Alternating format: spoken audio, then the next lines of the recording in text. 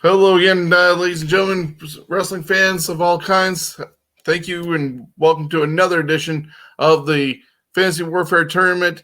This is part 2 of our 64 tag team tournament, the greatest tag teams of all time from all decades, all organizations. We're breaking it down. Hopefully you joined us last week for episode number 1, and we saw who came out on top with the Midnight Express. Once again, this week we have Steven with us, showing off his Jim Cornette picture. How are you, Steven? And he's wearing the Cult of Cornette t-shirt. Cornette guy. I'm a Jim Cornette guy. Just the Midnight Express winning last week. Nothing big. Not much going on here. Just, I don't know. What is today? March 700th of a Sunday, I think. I don't know. Yeah, it's blurring still. Supposedly there's Labor Day coming up very shortly. My birthday. Woo. Sounds like fun. Big party. And we're bringing in from Niagara Falls, Jonesy. How are you today? Your birthday's on Labor Day? Yeah, September 7th. You had one of the best birthdays because not only did you get to celebrate your birthday, but you got to watch the Jerry Lewis telethon. I don't know what that is. But really? You can find it on YouTube and other places, but it was like the awesomest show ever. I'm not as old as you, and my back to school present was my birthday was always back to school, so it wasn't really that exciting. Well, we are here. We're going to break down the tournament. However, the videos that we worked on before, they're back this week. So I'm going to play the video so people know what we're going to do. Oh, good. I got lots of time to go clean the bathroom, clean the fridge, make up some... These are quicker. They're only about 30 seconds. Do some sweeping. And then we'll get Steven to break down what we're talking about tonight. I think I might go down to the basement.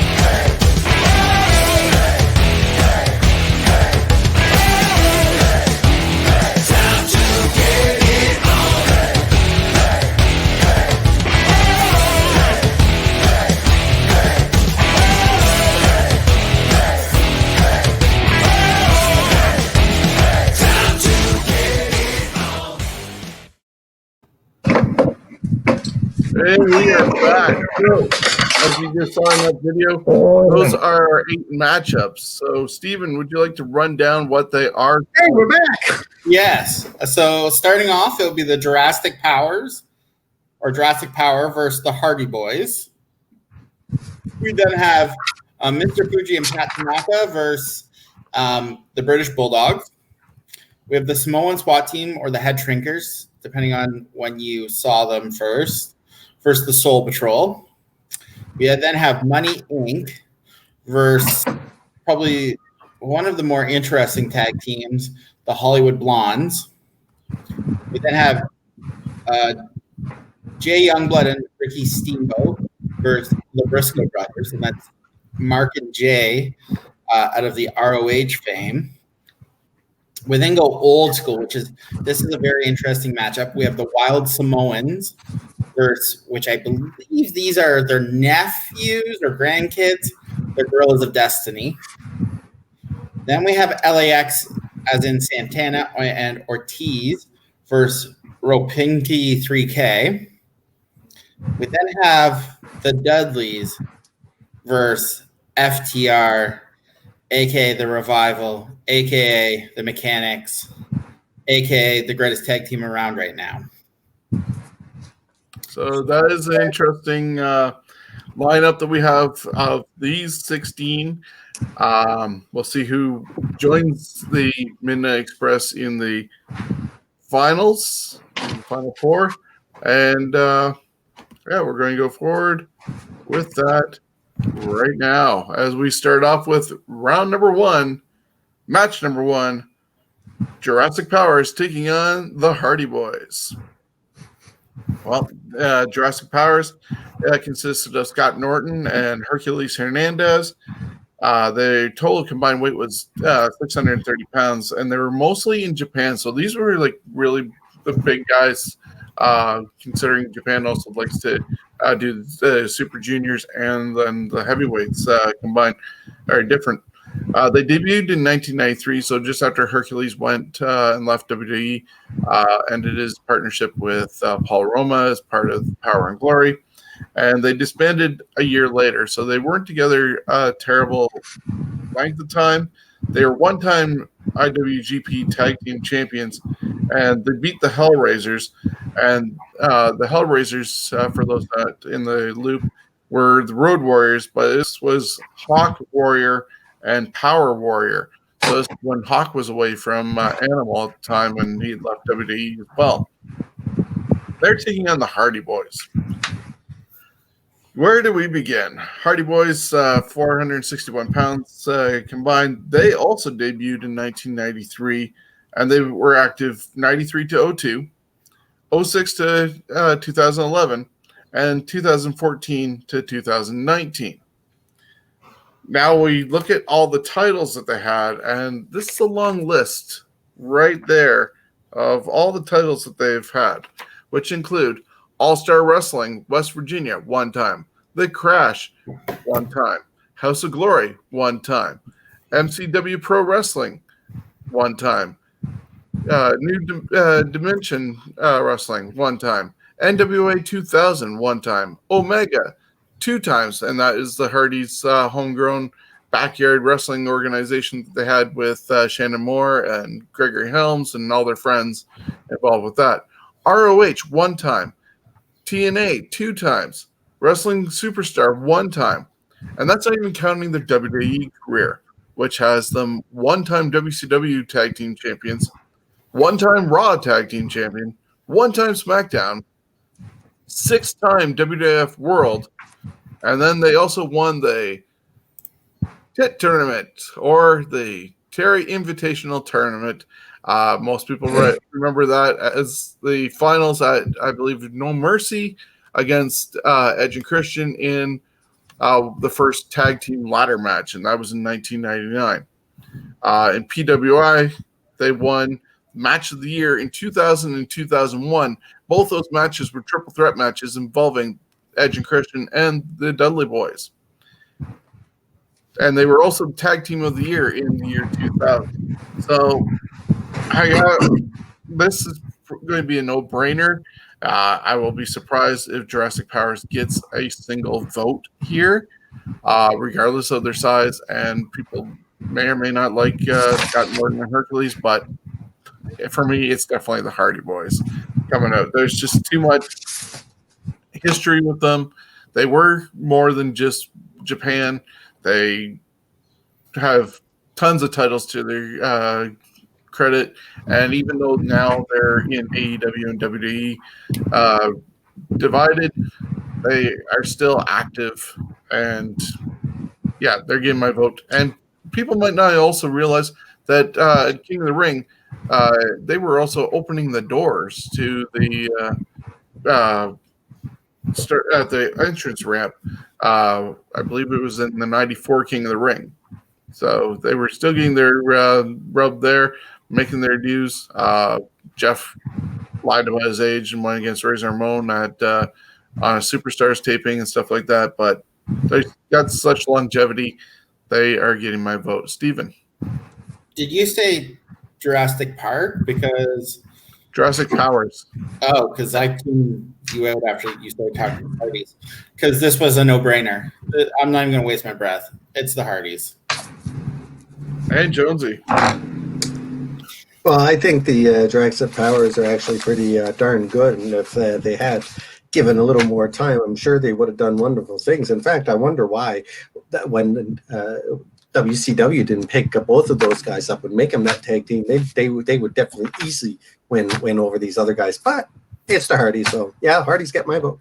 Well, WCW did have Hercules for a brief time under a mask, and the times that Norton was there, they had him with Ice Train and He was Buff, Fire and Ice, Vicious and Delicious. I feel like he had like a whole bunch of tag teams that he was with. but for whatever reason, they didn't put these two together. So Vicious and delicious. that moves us on to our next matchup, which is Mr. Fuji and Tanaka taking on the British Bulldogs. So I couldn't find a lot on Tanaka and Fuji together. There's just not a lot of information because I know they're a long time ago. But what I can gather is they won the AWA Southern Tag Team Champion one time together. One time NWA Georgia Tag Team Champion. One time NWA Southeastern Tag Team Champion, and 3-time WWF World Tag Team Champions. It's really all I could find. There wasn't a lot of information. Then you got the British Bulldogs, who was amazing. You've got Dynamite Kid and David Boy Smith. They're first cousins, born in Lancaster Town in the UK. They started in 1983 as a feud to start with in New Japan. But then they basically became a tag team after that. They went to the WWF in 84 to 88, then back to Stampede in All Japan between 88 and 90. They're ranked number 5 in the top 100 tag teams in PWI the years, 2-time Stampede International Tag Team Champions, 1-time WWF Tag Team Champions. Unfortunately, the injury to Dynamite Kid really shortened their time together. There wasn't much info. Well, in All Japan, they won the World's Strongest Tag League Fighting Spirit Award in 1984 and 1985. I'm going Bulldogs just because I love the Bulldogs, so that's who I'm going with. Jonesy. For me, no on the Bulldogs because Fuji and Tanaka here. Like, I'm having trouble getting my mouse back up top. Anyways, there it is. The British Bulldogs really weren't together that long, nor did they do a lot compared to the tag team they're up against. I mean, yes, the Bulldogs were a great tag team, popular. They had Matilda, but just on paper, you look at Fuji and Tanaka, the career that Fuji had alone, how long he lasted, and this tag team lasted, managed by the Grand Wizard at times. AWA Southern Tag Team Championship, tons of NWA belts between like both of them. We got Mid-Atlantic Championship Wrestling, tag team there, worldwide. With Toro, it was 3 times. The other guy Fuji would team up with was 2 times. WWE Hall of Fame, WWC North American Heavyweight Champion. There's a lot of things that, I mean, yeah, you take that one championship away because it wasn't tag, but You're going to have to be the decider on this, because this is one thing that Fuji and Tanaka were just as good as the British Bulldogs as far as the entertainment value in the ring. The British Bulldogs were more sellable, but people liked them because they look good and all that. But I don't believe they were any more talented than Mr. Fuji and Tanaka. And Mr. Fuji and Tanaka as a tag team were together longer and won more. But not really. They didn't win more titles really together. Absolutely, they did as a tag team. The Bulldogs didn't win as many as Fuji and Tanaka. So for me, it's Fuji and Tanaka. I honestly, the Bulldogs to me are an overrated team. They were good, but there was other good tag teams. The Hearts were so much better than them. To me, the Bulldogs were a gimmick. They both could wrestle great, but that was it. So I'm going with Fuji and Tanaka. They did more. So listening to both the descriptions of what you guys end up saying, and lucky for me, I would get to be the tiebreaker on this one. I am going to agree with you on this one, Jonesy, because I didn't overly see too much of either tag team, to be honest, but I think Fuji and Tanaka had possibly better legacy, injuries, and demons, should we say, in Diamond Kid's respect, unfortunately hindered that team from being a bigger success than what they were. Davey had his own demons, but was able to continue as singles. The injuries to Billington were just too much. So yeah, I'm going Fuji and Tanaka to go against the Hardys in the next round. No, Fuji and Tanaka are in trouble. I think anybody who was coming out of this matchup to go against the Hardys, we're going to have a little bit of trouble in round two either way. But that leads us to our third matchup of the show, which is the Samoan SWAT team taking on Soul Patrol. That would be me. That would be me. I got to get mine. There we go. So, Soul Patrol.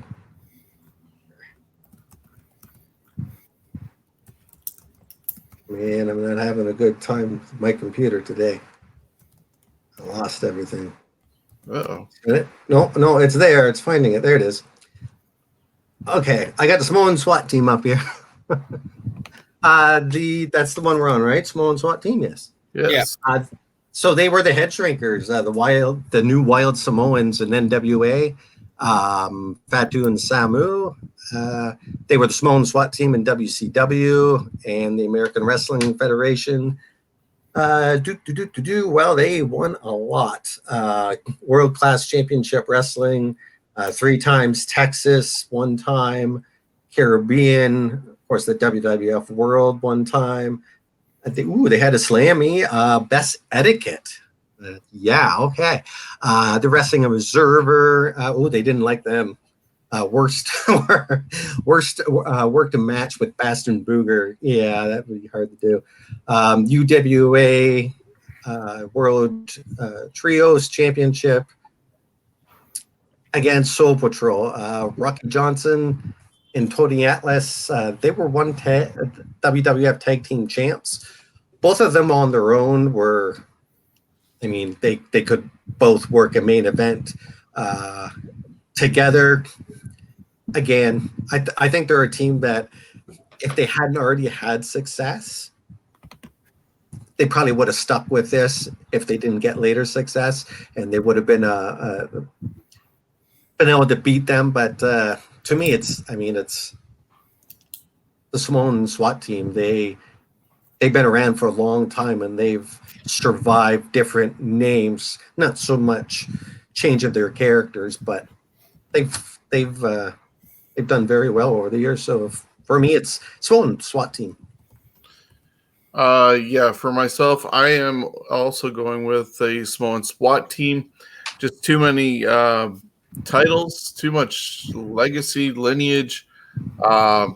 Even though Rocky Johnson is actually part of that lineage through marriage, Johnson and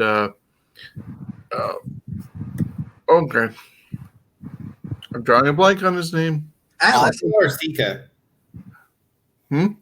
Alpha or Sika? No, Johnson's tag team partner, Atlas. Tony Atlas. Thank you. It came to me at the same time as you're saying, but Saba Simba. Yeah, I've seen more of him when he was in AWF. Yeah, they were good when they were more individuals, but they are the first African American tag team in WWF history or WWF history. But yeah, Samoan SWAT team, Head Shrinkers, wherever they want to go by, have the better legacy, and that's why I'm choosing them. Steven, is it a sweep or is it vote for Soul Patrol? It's a sweep. It's the Samoan SWAT team. That's who I first saw them as. Then the Head Shrinkers, which was a little bit more cartoony than the Samoan SWAT team, but I still enjoyed them. They were big men who could move, and I think, I'm not sure if it's Samu or Fatu's.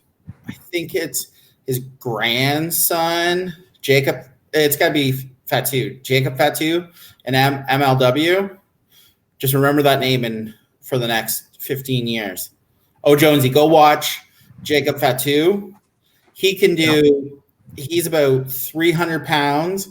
He can do a standing moonsault. He can jump from flat-footed up to the top rope and hit a moonsault.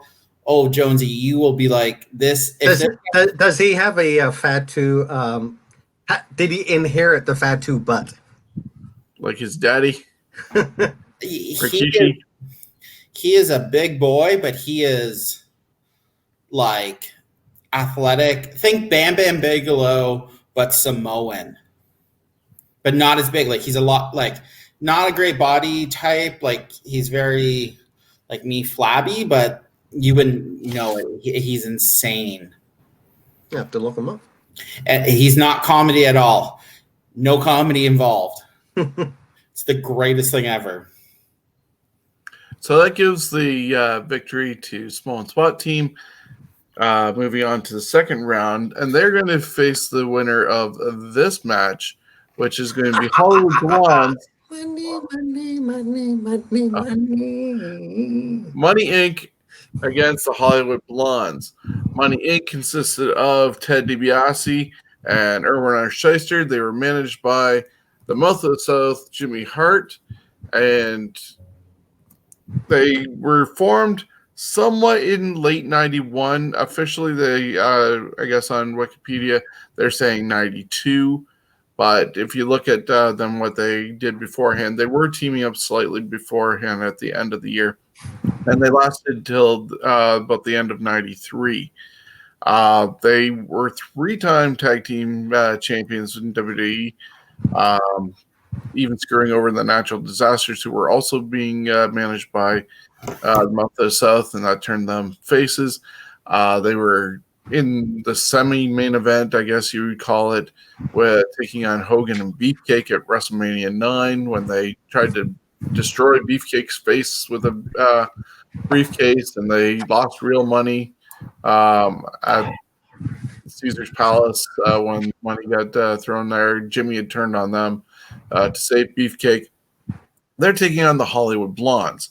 Now, people may or may not know which version we're talking about because the Hollywood Blondes were a bunch of tag teams, including Buddy Roberts and Jerry Brown, Rip Rogers and Ted Oates, and Dusty Wolf and Ken Tibbs. But we're talking about the most famous one, which is Stone Cold Steve Austin or Stunning Steve Austin and Brian Pillman, the loose cannon, Flying Brian. And they got together in late 92, worked together until October of 93 when they were split up mainly because they were getting over too much. For whatever reason, WCW didn't like that, and so then they took them away from each other. Pillman went the Four Horsemen. Austin went Stud Stable and was managed by Tennessee Lee in the future. So it was Robert Fuller. But as a tag team, they were 480 pounds. PWA, number 50 tag team of the top 100 ranked of all time in 2003 when they did that. They won the NWA tag team titles once and WCW tag team titles once. So this was during the transition between Jim Cornette, I mean, not Jim Cornette, JCP, Jim Crockett Promotions, and Ted Turner doing WCW. They were the Wrestling Observer Tag Team of the year in 1993. As much as, like, this one, honestly, for me, when I was looking at this, was my hard one to see who would advance because they were both great individual talents put together for both teams. Both had success, unfortunately, as too much success in the regards of Hollywood Blondes in the eyes of WCW, and they got broken up way too soon, and pretty much an injury ended up ending Money Inc. from continuing on. Ted DiBiase Wood later on managed Erwin R. Shyster over in WCW as part of the NWO when it was VK Wall Street. They've had a couple of reunions since on different celebration Raws, whether it's 25th anniversary, 1,000 episodes, 1,500 episodes, WrestleManias. Unfortunately, Brian Pillman passed away, but Steve Austin still wears the necklace that they have shared together. Once again, tough decision. I'm a huge Austin fan, but I'm going to go with Money Inc. Steven. This wasn't a tough decision for me. Unfortunately, the Hollywood Blondes were split up too quick. They did not like WCW did not like that they were getting over. So this was easier than for me. I think if Hollywood Blondes would have had more time together, this would have been a lot closer. But WCW was like, "Oh, you're getting over. Time to split you up. No need to make money here." So I'm definitely going Money Inc. So they'll be moving on. But Jonesy, I would have picked the Hollywood Blondes. They're both great tag teams. I just think the Hollywood Blondes had, if they would have left them together, yeah, we wouldn't probably got Stone Cold, but they would have been a great tag team. For me, Money Inc., I mean, they were a perfect tag team that they didn't have to put a lot into because both characters already were there, so they just slapped them together. And of course, they're going to be able to go and take on any tag team and be champions. But the Hollywood Blondes, I don't know, they sold the whole tag team thing more. I think they made tag team wrestling fun to watch. But it didn't matter to me who won that one. So Any money on that one? Now this next one, I put some money on. So, and that brings us to Youngblood and Steamboat taking on the Briscoe brothers. But we'll just establish that this the Briscoe brothers from the Ring of Honor, not the Briscoe brothers auto body shop. Steven. So I couldn't find too much on Young and Steamboat. I mean, I've seen them in the NWA, but they're together. They've won the NWA Mid-Atlantic Tag Team Champions once. They were the NWA World Tag Team Champions, the Mid-Atlantic version, 5 times. But that was it as a tag team. They did rank 19 in the 100 best tag teams, and they were Wrestling Observer Tag Team of the Year in 1983. But Jay Youngblood passed away really young. So they never really got their feet under them as a true tag team. Now the Briscoes, Jay and Mark, they're actual brothers, like real brothers. I know brothers get thrown around a lot, but they are legit brothers. Are they not twins? Yeah. First started wrestling May 20th of 2000. So they've been 20 years now, which is insane. No, they're not twins. They're 1 year apart. You would think they are. Jay was born January 25th, 1984. Mark was born January 17th, 1985. But you would think that they were twins based on looking at them. They started their career in Combat Zone or ECWA under the name Jay and Mark Briscoe. They moved to Combat Zone from 2001 to 2002, and then back there in 2003. They were part of Jersey All Pro Wrestling 2001, 2002, 2005. But really, their home is ROH. They started there 2002 to 2004. They've also wrestled at Pro Wrestling Guerrilla 2003, 2006, 2007, 2010, 2011. They took a sabbatical in 2004 to 2005, really just to get themselves healed. Mark had an accident at the time, and they were both really hurt, beaten up pretty much. They returned in 2005 at Pro Wrestling Unplugged out of Philadelphia. They returned to ROH in 2006 through present. You name it, they have wrestled any of the top tag teams. Steen and El Generico. Who else have they? They've been managed by Jim Cornette, which I forgot about, but I went back and watched and I loved it. They've defeated Christopher Daniels, Matt Sydal, the No Remorse Corp, the Kings of Wrestling, Age of the Fallen, Chris Hero, Claudio Castagnoli, the American Wolves, Shelton Benjamin, Charlie Haas, Scum. There's so many teams they've went against.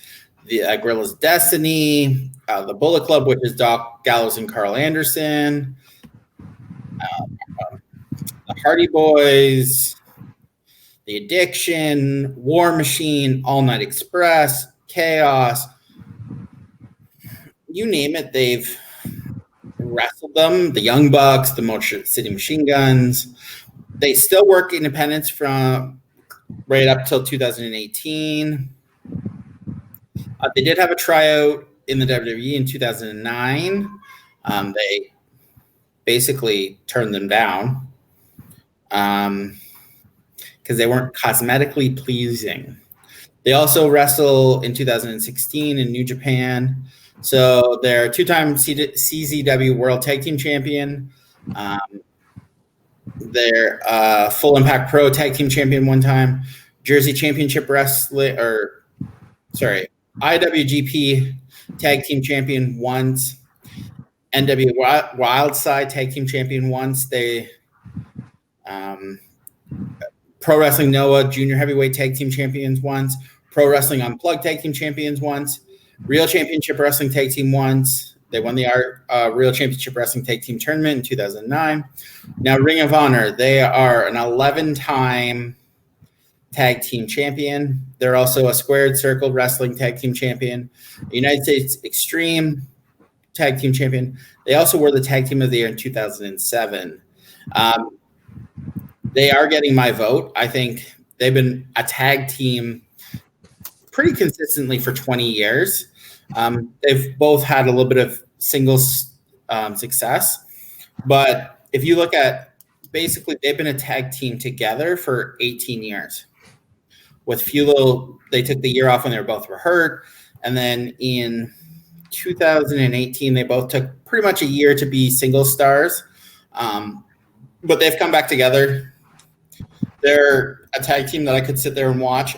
I wish they would have gotten a run in one of the big promotions because they've earned it. They're in their mid-30s now, so I don't see them going to WWE. I mean, if they were going to go anywhere, maybe it would have been AEW, but I think that ship's sailing. I'm okay with them staying in ROH for the rest of their careers. They're a mainstay. So I'm going the Briscoes. Jonesy.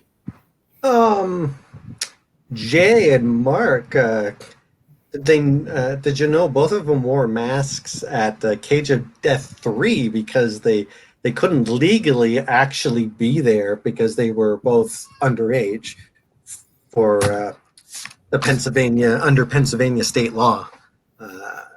They almost, to me, they sound like somewhat of like a Hardy Boys. To me, they get my vote because I mean, yeah, Steamboat and Youngblood were great, and of course Steamboat's legend and all that, but it's a tag team tournament, so the Briscoe brothers have been together longer, done a lot more stuff, and they got dads that know how to fix your car. No, they have no relations to those Briscoes. Oh, they're not. Oh, they don't have a relationship with them. Oh, I thought they did. No.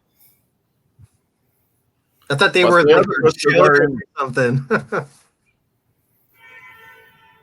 So that makes my vote useless, but it is going to be a 3-0 vote. Just too much history with the Briscoes from almost birth, basically, minus that year apart for them.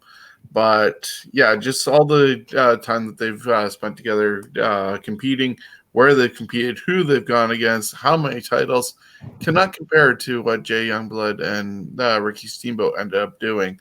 So I am definitely going with the Briscoes in a 3-0 sweep. And this takes us to then a battle of generations because it's the Wild Samoans taking on the Gorillas of Destiny. All right, so the Wild Samoans, where did they rest? Oh, Afa and Sika. You know what? I first thing I think of is Sika and them coming out of the water with him eating a fish, and that is one of my earliest rememberings of watching wrestling is seeing that, and that hooked me. So Mid-South Wrestling and National Wrestling Alliance, World Wrestling Federation, they've been many places. They were managed by Captain Lou, AWA, South Champions, NWA once, and lots of other NWA territories. Mid-South 3 times. They are the class of 2012 in the Professional Wrestling Hall of Fame. Stampede Wrestling twice, the World Wrestling Council 1 time, Hall of Fame in 2007, and of course WWF Tag Team Champions 3 times. The Gorillas of Destinies, sometimes shortened to spelled GOD, is a Tongan American professional wrestling tag team. Real life brothers Tama Tonga and Tonga Low, trained by the Dudleys. I haven't watched these guys wrestle a lot. I know I've watched them, but I can't really remember seeing a lot of their matches. IWGP 6 times, 6-man tag championship. They won Pro Wrestling Illustrated, number 32. Ring of Honor and the Wrestling Circus, Big Top Tag Team Championship. For me, I have to pick the Wild Samoans because, I mean, I know they were great. I got to see the tail end of their career. You guys will be more the factor on the other guys. It looks like they've done a lot, but not near as much as the Wild Samoans have. So for me, it's the Wild Samoans. Yeah, like I said, this is a battle of generations.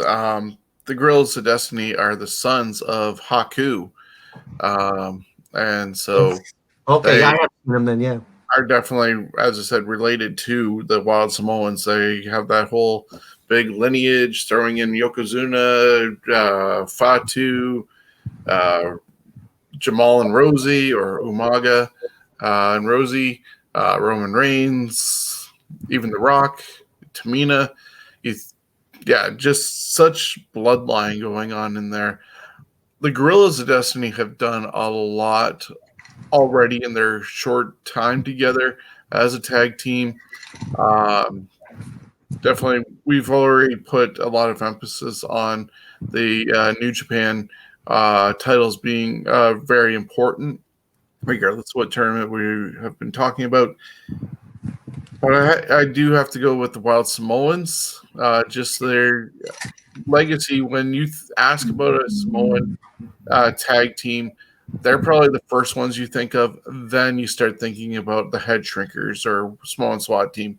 Guerrillas of Destiny probably don't even ring your bell that it's a Samoan tag team right at the bat. Even the Usos to that extent.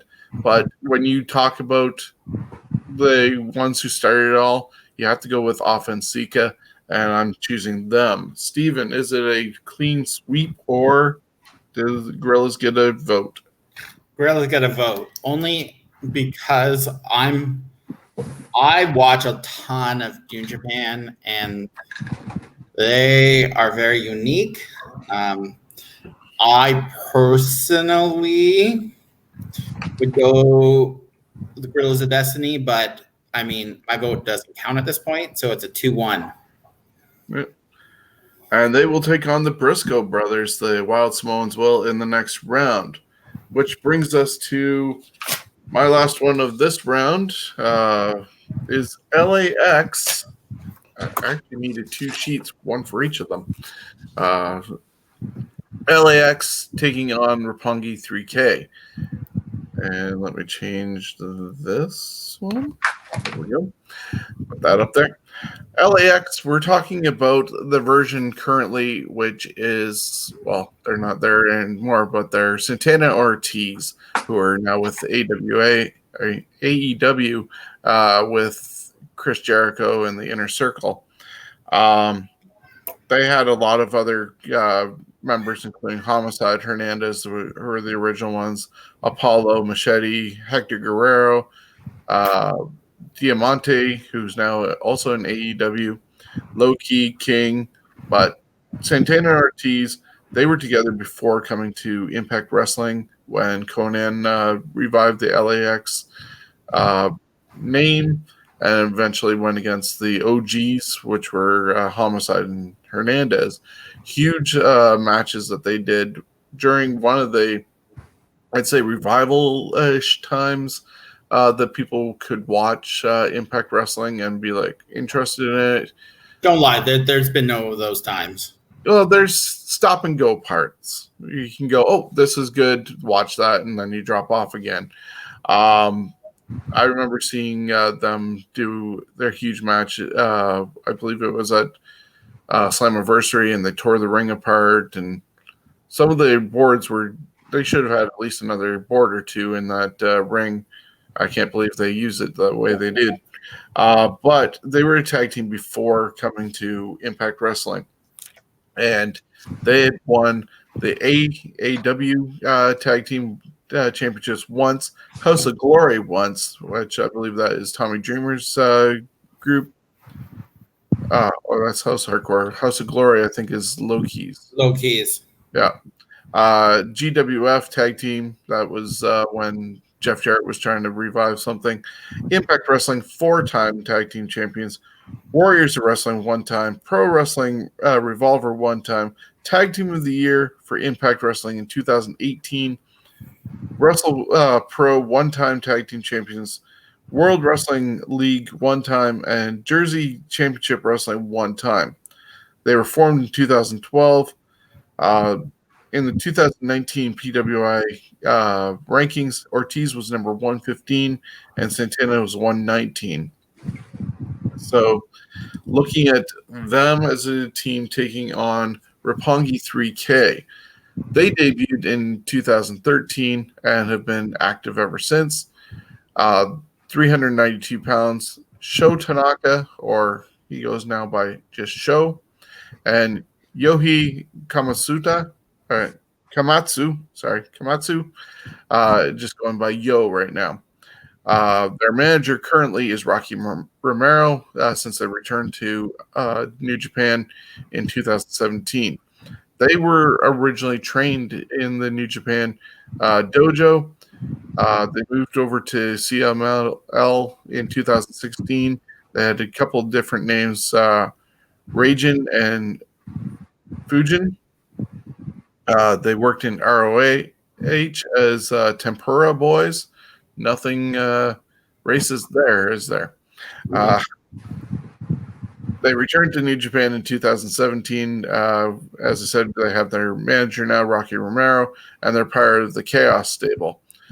They won their first Super Junior tag team tournament in 2017 and won them again in 2018 and 19. Currently, they are the IWGP Junior Heavyweight Tag Team Champions, and they're on their 5th title reign in total for there.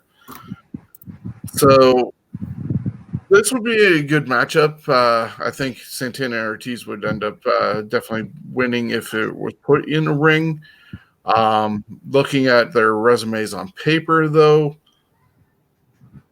I am going to go with LAX. Just a lot more tag team titles, a little bit more journeyed in a way to making their way towards AEW. I guess they weren't even supposed to be the original members of the Inner Circle, but just things ended up happening that they were the ones picked instead of another team. And I'm picking LAX over Roppongi 3K. So I'll give you one guess. Roppongi. Do you think I'm going comedy, useless, because that's what they become, or really good tag team? Any guesses? Any guesses? Shocking. I'm going with Roppongi 3K. Jonesy, I think you would like them too. They've got some athleticism, but they also understand what tag team wrestling should be. Actual tags and not just running in another. And we'll get into that on Thursday when I have my nervous breakdown about AEW. But I'm going Roppongi 3K. I'm going with Roppongi. I'm sure I've watched some of their stuff. I just don't remember them. I know researching them and that. Yeah, they don't have as many championships, but they got some big ones. And to win a tournament 3 years in a row, to be picked 3 years in a row to do that, that's, so for me, it's I'm the tiebreaker, so Roppongi. Very good. Which brings us to our final matchup of the first round. And that is the Dudley Boys against FTR. This is going to be heartbreaking. So we're going to start with the Dudley Boys, also known as Team 3D, for when they went to TNA, which we all like to forget. They started in an ECW, not even technically as a tag team, part of the Dudley Boys, but not really an official tag team. That, I know when we got TNA up here or ECW on, was it TNN? I think it was in London, something like that. They were already in full heel. I've gone back and watched a lot of them. The things they say, you would never be allowed to now. But they started in 96 to 99 in ECW, had some success. But really, their fame comes from WWF, WWE from 99 to 2005. They put everyone through tables, which was pretty insane. Putting like Mae Young through a table. They joined the Alliance at that Then in 2005 to 2008, they were NWA tag and TNA tag team champions. We'd like to forget it. They also went to to New Japan. They were IWGP tag team champions. They've been all over the place. Part of Aces and Eights. They went to Japan and were on the independent circuits from 2005 to 2015. They returned to WWE in 2015 for a year. They returned to independent really in 2016. So let's go through the accomplishments because this could take a while.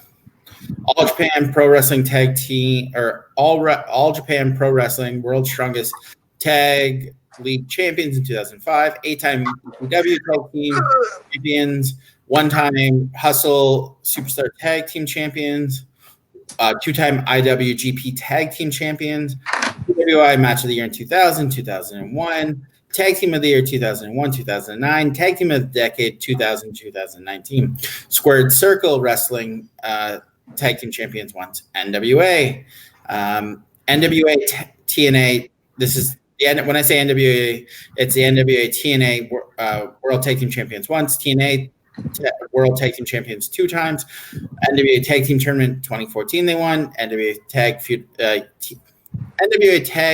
Team of the Year 2005, and they were part of the NWA or TNA Hall of Fame class in 2014. They're 1-time WWE Tag Team Champions, 8-time WWF World Tag Team Champions, 1-time WCW Tag Team Champions. Again, that's in the WWF, and WWE Hall of Famers in 2018.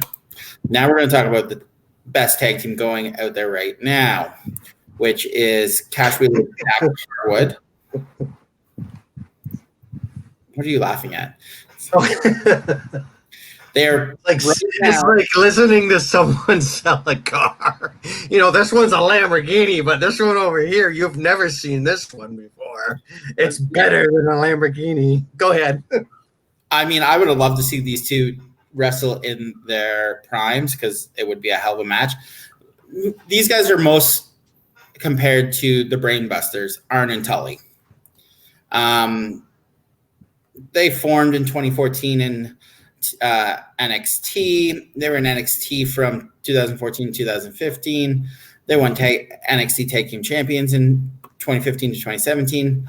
Then they got called up to the main roster, and that was a shit show in itself. Now they're wrestling part of AEW. Pro Wrestling Illustrated ranked them as singles in 2019. They're 2-time NXT Tag Team Champions, 2-time WWE Raw Tag Team Champions, 1-time WWE SmackDown Tag Team Champions. The first WWE Tag Team Triple Crown winners. NXT Year-End Awards 2 times. Tag Team of the Year in 2016. And probably one of the best matches I've ever seen. Match of the Year 2016 versus DIY. Best 2 out of 3 falls. The other thing is, if you ever get a chance to watch the Revival versus American Alpha in NXT, was amazing. Unfortunately, as much as I love FTR, it's the Dudleys. They drew the Dudleys. They draw pretty much any other team on this list. They get my vote, but it's the Dudleys. They, like I said last week, the Midnight Express was the tag team of the 80s. The Dudleys were the team of late 90s, early 2000s. You can't not vote Dudleys. I'd be very surprised if this isn't a 3-0. But Dudleys it is for me. Jonesy. For me, the Dudleys are the ones that are going to win this whole tournament. I mean, you can't. Nobody else has got that resume and been in that many different places with that much success and stayed together, especially when they were split.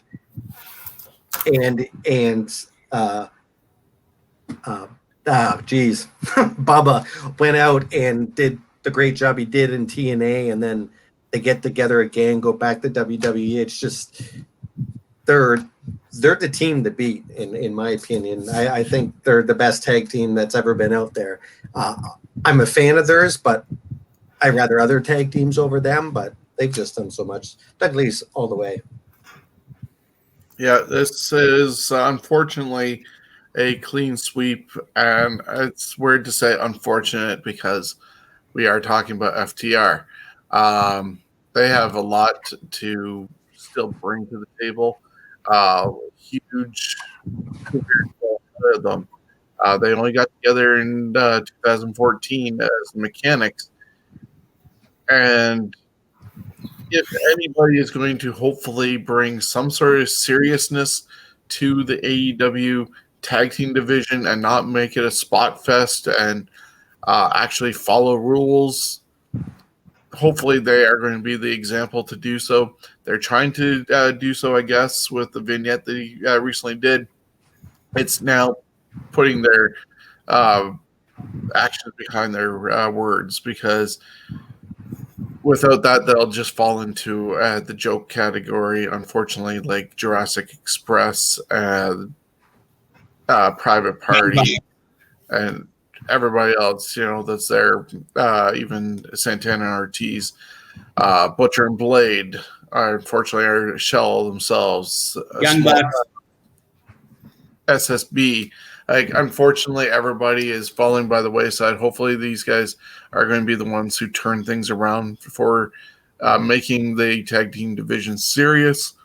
But any other spot in this tournament, they could have made it out of the first round. They drew the Dudleys.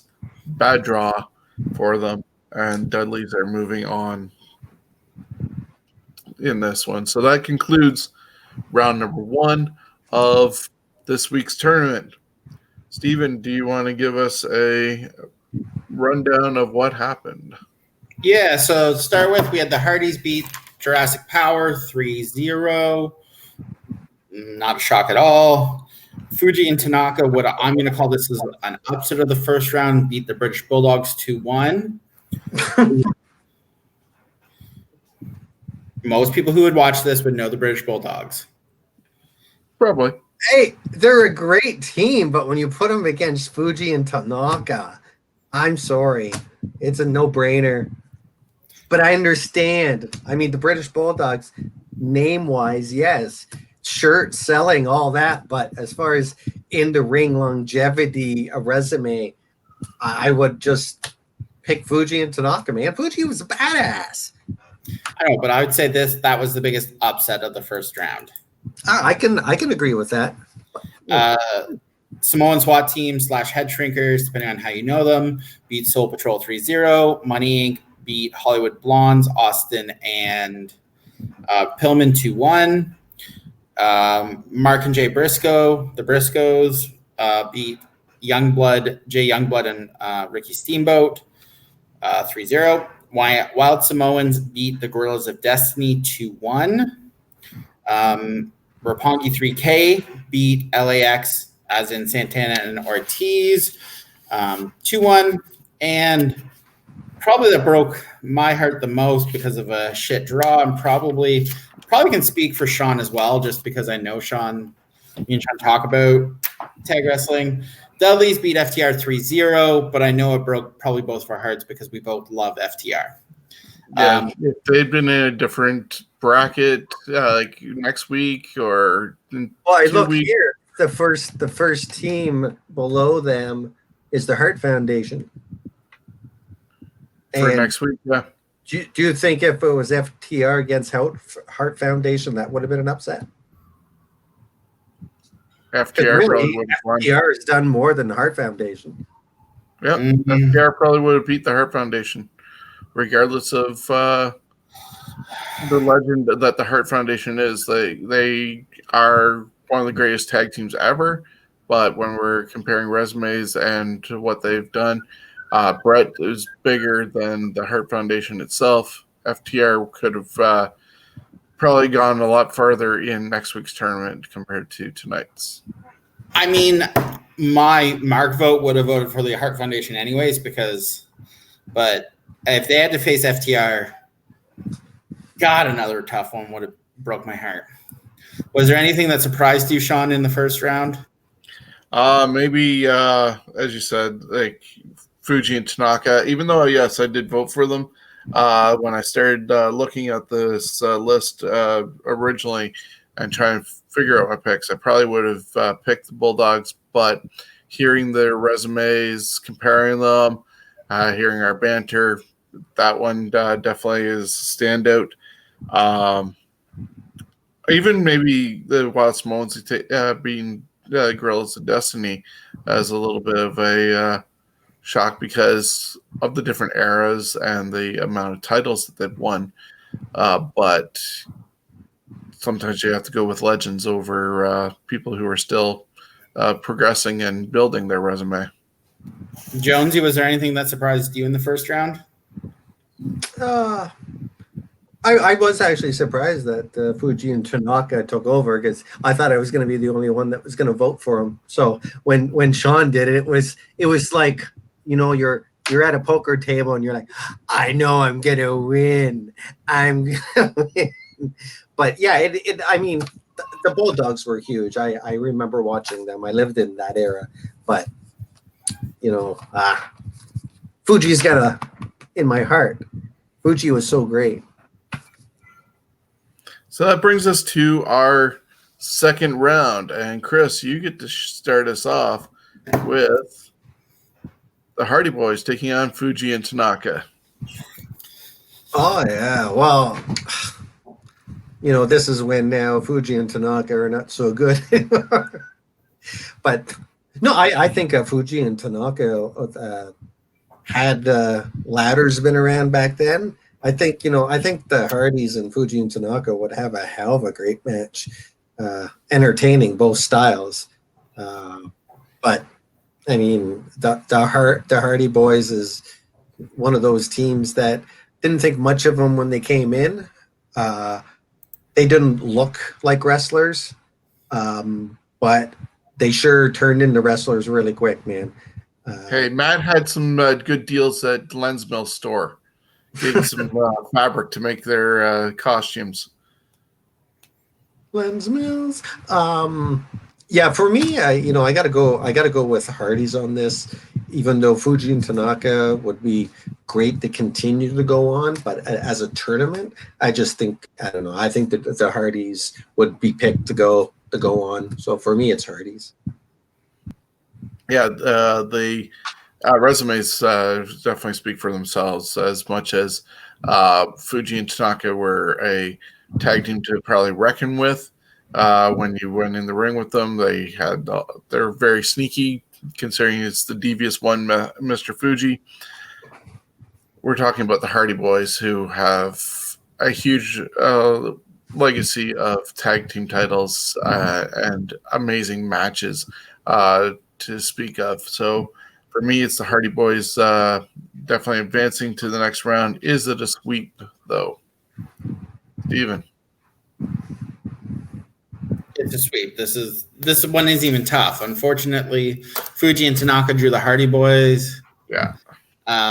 It's one of those very not tough. Unfortunately, Fuji and Tanaka had about as much shot at beating the Hardy Boys as, you know, being alive now. But they are, as opposed to some that aren't. I know. I just watched SummerSlam 1990, and it's just sad how many are not with us 30 years later in that. I do that all the time when I'm watching wrestling, and the wife's beside me. I go, "Hey, look, everyone in the ring is dead." Including the commentators sometimes. Yes, the commentators. It's like, oh.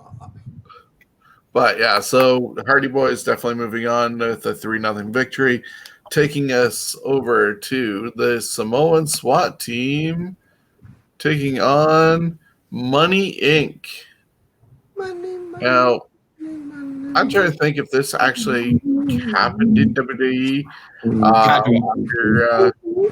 after the Head Shrinkers turned face, and we're with Captain Lou. Probably did happen.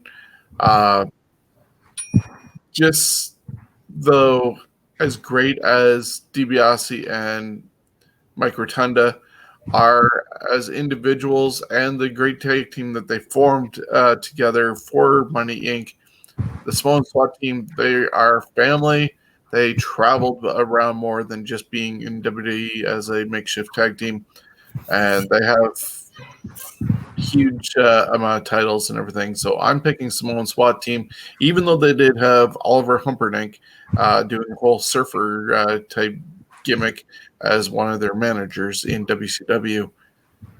Oliver Humperdinck aside, Samoan SWAT team. Steven. Well, this was easier. Don't get me wrong, I love Money Inc., but it's a Samoan SWAT team. Been too many places, won too many championships. It's the Samoan SWAT team. Jonesy, is it 3-0 or 2-1? Oh, I would have picked Samoan. Okay, well, so now it's, to me, the Briscoes versus the Wild Samoans. Again, this one's fairly easy to me. I'm going the Briscoes. Far too many championships. Been together as a tag team for basically 20 years. They're family. I'm going the Briscoes. I'm gonna make this go to a tiebreaker. I mean, yeah, the Briscoes, great resume. They have a couple big ones on here, but a lot of it is in the indies and stuff like that. And I mean, ROH is fairly big, but you look at the Wild Samoans, the legacy they had, the manager they had. For me, it's that they would go on, but the time period it is nowadays too. I'm just going to say the Wild Samoans, and we'll see what Shawn says, because I would accept the Briscoe brothers going on. I just the Wild Samoans, I got to see a lot more of their stuff than the Briscoes. I've seen Briscoes; they're great and everything, but Wild Samoans for me. My vote goes to Wild Samoans. I am going to be obviously the tiebreaker, and I'm going to go with Steven on this one with the Briscoes.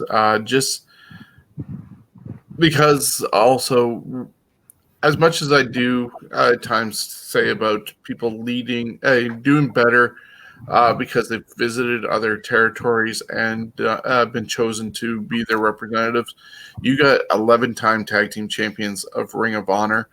This is a lot of confidence put in the management of Ring of Honor for them to be the poster children for the tag team division, regardless of who they end up going against. Yes, it means they've lost it 10 or 11 times, but that was to help other teams, and then it got back to them. So in this case, I am going to go with the Briscoe brothers, moving on to the next round to take on the winner of our next matchup. The next one's Roppongi 3K versus Dudley's. Oh, there we go. Well, Dudley boys, I mean, I voted.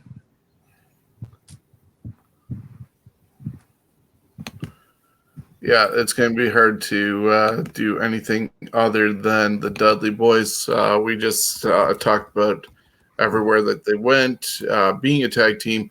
Obviously, WWE saw the error of their ways when they split them up in the brand split and made Devon a priest, which I think is part of his family in real life. But just they're greater as a team rather than individuals until Bubba ended up recreating himself as Bully Ray. So he was able to at least excel over in Impact Wrestling and become somebody that's considered a main eventer. Could Bully Ray make it in WWE under that character? Would be interesting to have seen. I would have liked to have seen it. If age wasn't in the way of him now and people didn't see him as just Bubba, right? But Bubba and Devon together, yeah, you can't go wrong with that. If WWE would have let Bubba be Bubba, that character, honestly, he would have been very close to Steve Austin. He would have had that very similar character, beer drinking, foul mouthed guy, but what fans like to cheer. Because I think Bubba did a great job in TNA. I think he was a great bad guy. He made Ace and Eights more than just a copy of NWO. So, yeah. Continue. So that's it's 3-0. Let's just get real. Yeah. So that's going to end the second round. So we had Hardys beat Fuji and Tanaka 3-0. Not really a surprise there. Samoan SWAT team beat Money Inc. 3-0, which kind of surprised me. I thought that might go 2-1. Briscoes beat the Wild Samoans, which I'd consider the upset of round 2 because I thought I'd be outvoted. Roppongi 3K didn't have a chance. Didn't have a chance against Deadlies. No. Whoever won the LAX Roppongi 3K was just going to get beat 3-0, and it's fine. It is what it is. Shawn, was there any surprises in round 2 for you?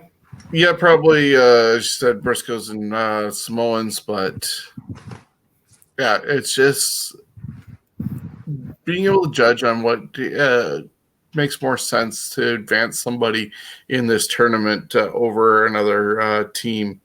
And in this case, the Briscoes definitely impressed, I think, myself more than one of the Samoans. So that's why I let them And the advance. Briscoes aren't done yet with their career. No. Exactly.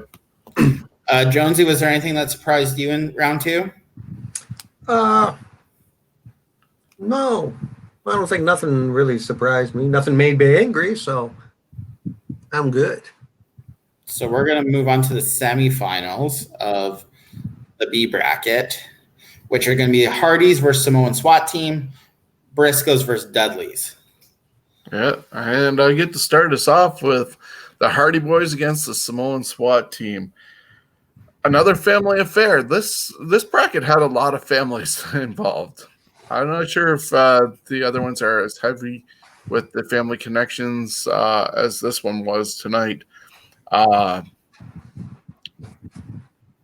Just looking at what they've done, Samoan SWAT team did travel around a lot and got recognition that way. Unfortunately, we've also talked about legacies during these tournaments, regardless of what our theme is. And when you look at what their legacies currently are, if the Samoan SWAT team had just been that, maybe briefly their first stop in WWE with the Head Shrinkers, we could have been okay. But then we see Survivor Series where Alpha is downing turkeys. They're teaming with Bam Bam Bigelow and Bastion Booger against 4 Doinks, which were Men on a Mission and the Bushwhackers. Mm-hmm. And then Samu ends up taking off and leaving. Then they bring in Sione, which was the Barbarian, and trying to show his being able to wear. He was wearing boots, but then trying to get Fatu to wear boots. That just fell on deaf ears. Then Fatu became making a difference, and then Samoans tried to get him to come back to their clan, but they were dressed up as gangsters. Just the legacy that started dwindling all along the way. Even though maybe the broken world of the Hardys was not my favorite to really sink my teeth into, but a lot of people bought into it. So their legacy isn't as tarnished, I would say.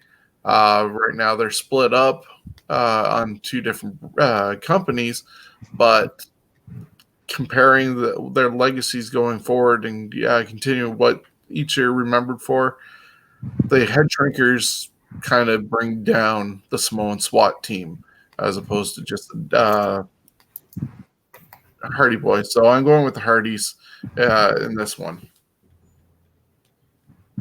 Steven. This wasn't as hard as you would think. For me, I went Hardys. They're just too much of a legacy. Jonesy? I would give Simone's SWAT team a pity vote.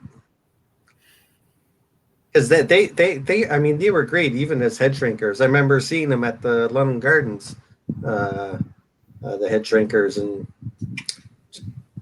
great tag team, always entertaining. And But I'd vote for Hardy's. So that brings us to our last match of the semifinals. And that's the Briscoe brothers taking on the Dudleys.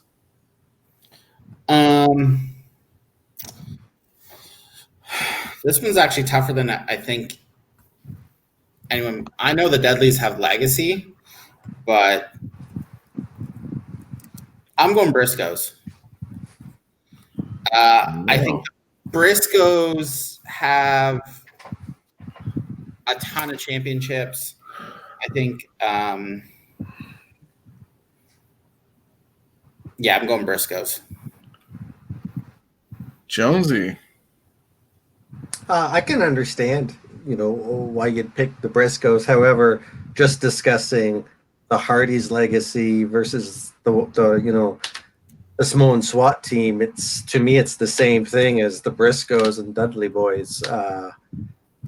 If we knew what else the Briscoes will achieve, because I'm sure at some point they're going to be at some big show, at least one match somewhere down the line, a dream match that will maybe knock it out of the park for them. But the Dudley boys just have done so much, and they could still get in the ring today if they needed to.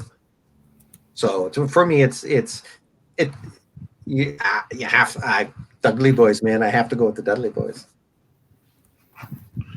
And I get to be the tiebreaker, which is actually surprising me as, just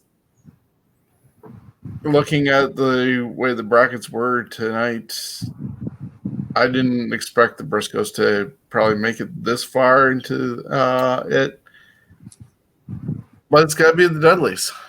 The Dudleys went everywhere. They had titles everywhere they showed up.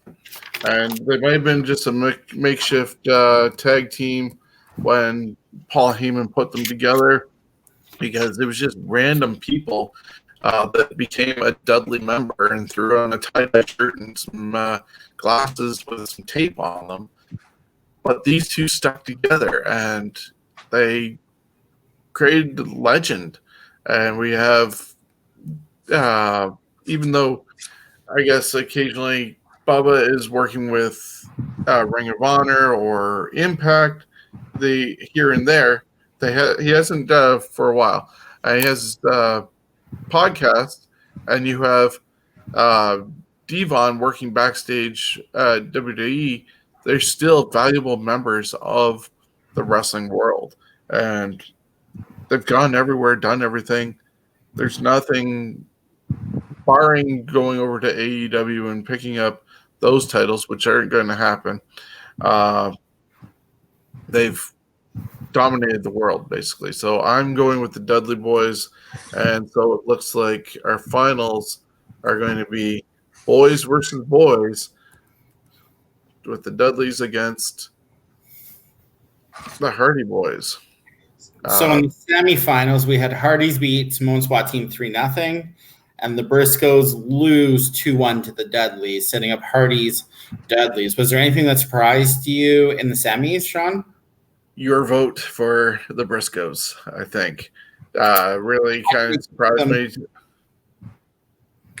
It didn't surprise me because, I mean, it could be he knew that I would vote for the others, so make it fun. And I mean, they do deserve a vote. It's just, yeah.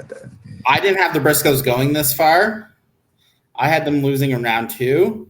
So when it came down to Briscoes, Dudleys, don't get me wrong, I knew the Dudleys were going to win, but the Briscoes have earned my respect watching ROH. So this is a hell of a matchup. Jonesy, was there anything for you in the semis that you were surprised or no? Not really. I mean, your vote a little bit, but not so much. Only reason why it surprised me a little bit is, it's like, well, we just discussed Hardys and Samoans, and then it's almost the same two teams again, really, when you look at, kind of what they've done. So, well, that's what makes this tournament so interesting is some of the teams that parallel each other, and then eventually are going to meet up in this tournament format. But when you're comparing them, it is going to be harder to figure out, and that's why we are trying to figure out, at least in our opinion, the best of the best. I hope people will end up maybe putting a comment in the section, and we can respond back to them in future episodes to give them a shout out of what they would have thought would have done, or even how they thought we voted on this. So that brings us to our final match up of the night, and it is Chris. You get to do it, and it's the Hardy Boys versus the Dudley Boys.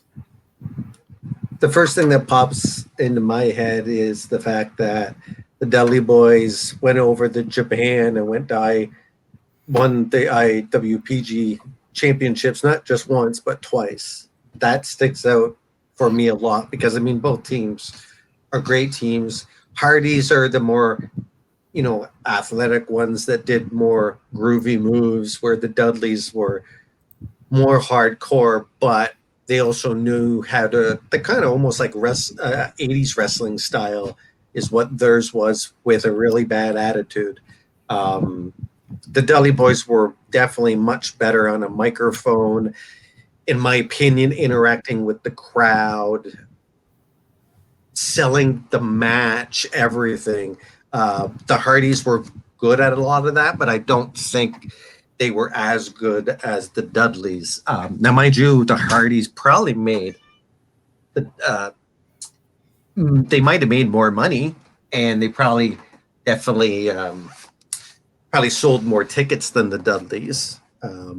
But for me, it's the Dudley Boys. They got too much stuff. They've been around for a lot longer. They achieved success, not as quick as maybe the Hardy Boys as far as getting to the top, because Jesus, the Hardy Boys pretty much started at the top. So, and that makes me kind of rethink the Dudleys almost, because how good the Hardys were at the beginning. But I gotta say that Dudleys over the Hardys, they're just the better rounded team. And, well, might as well put this up here right now.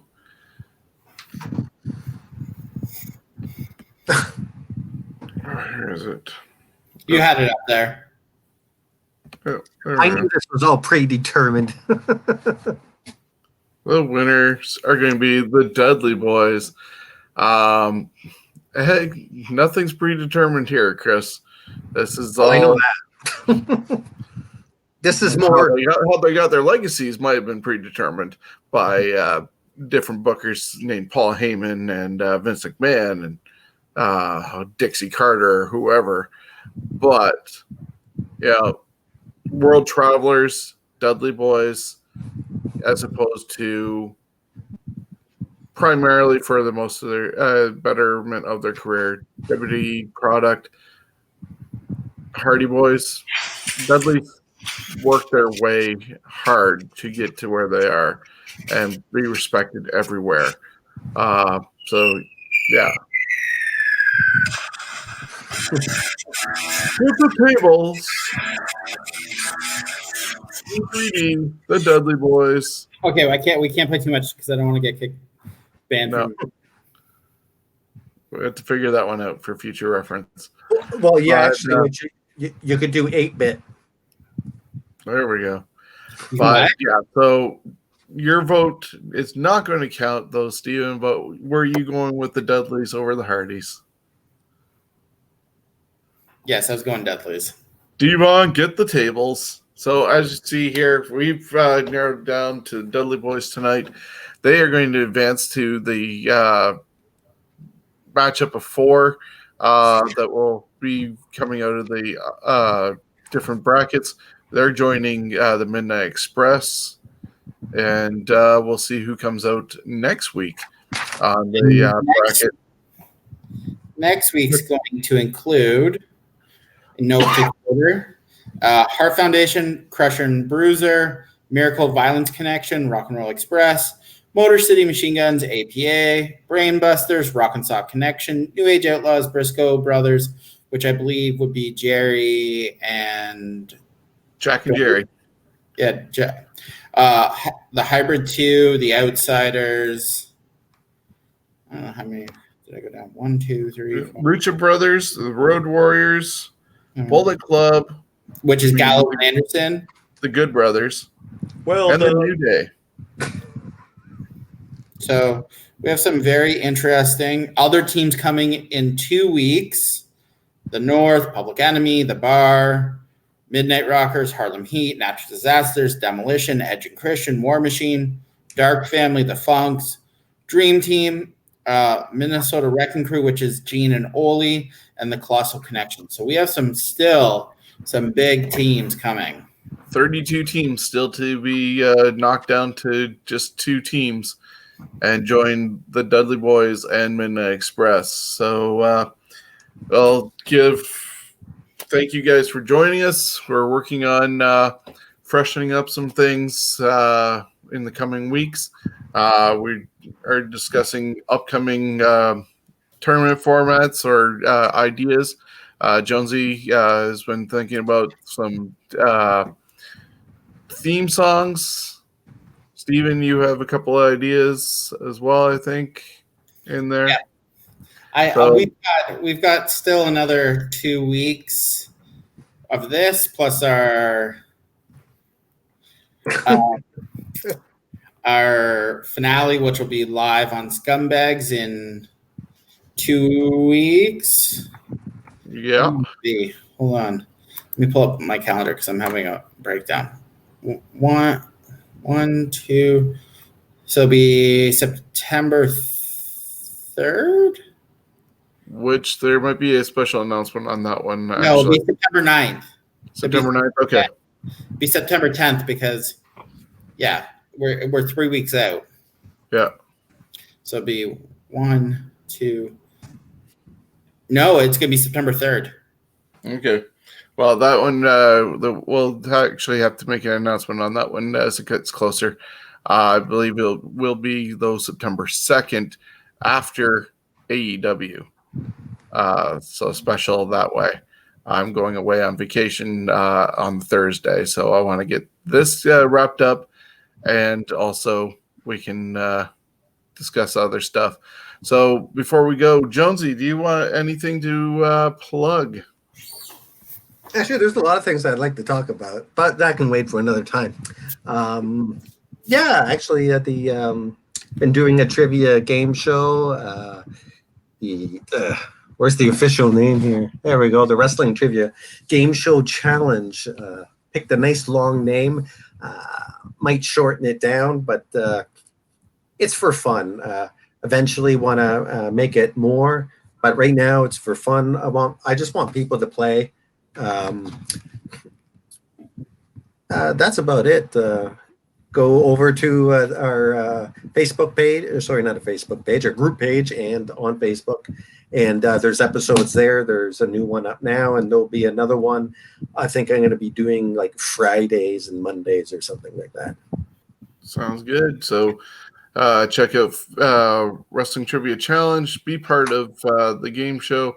Have some fun. We are Fantasy Warfare Tournament, but it's also part of the Scumbags of Wrestling. And as you can see down below scrolling, where you can reach out to us, Scumbags Wrestling on Facebook, Scumbags Wrestling Podcast, also on Facebook. Podcast is available on Stitcher, Spotify, iHeartRadio, iTunes. This show will be joining that as well, so you can either watch this as a video like you are right now, or you can watch it or listen to it in your car on any of the podcast outlets that you might get your shows from. So that's available. And then Thursdays at 8 o'clock, barring any vacations or illnesses, we are Thursday nights, 8 o'clock on YouTube, Facebook, and Twitch. So please join us for the Scumbags Wrestling Podcast. And we're also doing t-shirts for Steven's Wrestling Journey. Money going to Sick Kids Hospital here in Toronto, we're in London, but Toronto. They're doing Curie malformation research, and Steven is a 9-year-old little guy who has Curie malformation, and they're trying to help other kids like him. And you can buy a t-shirt for $30, poster for $15.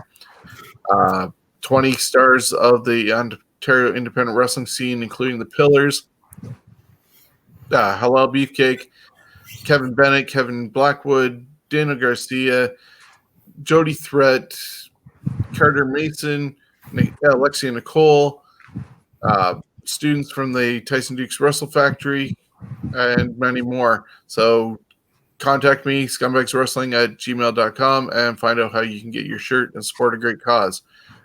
Until next time, thank you for joining us, and we'll see you on part 3 of Fantasy Warfare Tournament. Bye.